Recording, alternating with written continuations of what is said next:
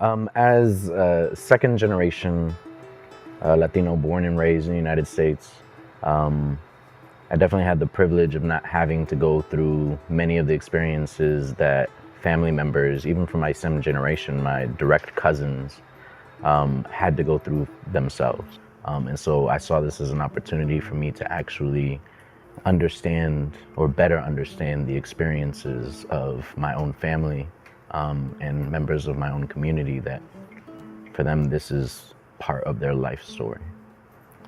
I think there are two things that really touched me on this trip.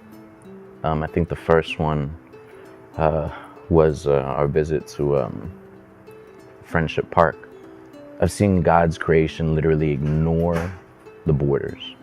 The act of seeing ocean waves cross back and forth, the act of seeing the wind going back and forth, the act of seeing even animals going back and forth, completely ignorant of there being any sort of barrier.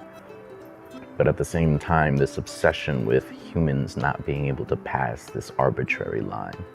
And so I think it just really profoundly touched me, this idea of God's creation not meaning to be walled off, not meaning to be separated. And yet, at the same time, we just have this huge obsession and fascination with trying to separate ourselves from others. I think the second thing that really touched me was us going to the shelter and me having an opportunity to speak to a fellow brother that was from Guatemala, who actually had spent the last almost 20 years of his life as a teacher. Something that is my own profession, something that is my own calling.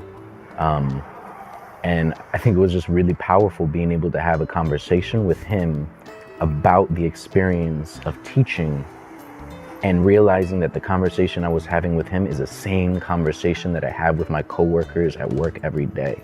And so whether it's Guatemala, whether it's Washington, D.C., it's still the same human experience of being a teacher inside of a community.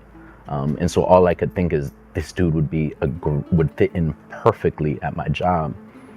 And at the same time, I had to correct myself, because the chances of him actually being able to even be in a situation where he could apply for that job is absurd. I can't think of a better word to use than that. It's just absurd to think of somebody with so much talent, somebody with so much passion for what it is that he does, and that doesn't count for anything because he happens to not have the right citizenship.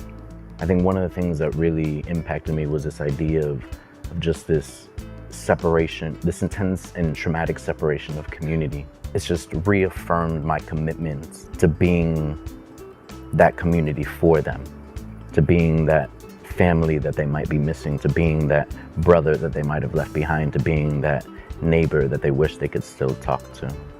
And I think it's just made me be much more open to the idea of actually wanting to understand these kids' experiences and what it is that they've actually gone through. And for them to know that that's not something to be ashamed of, but that's a triumph that they should be proud of.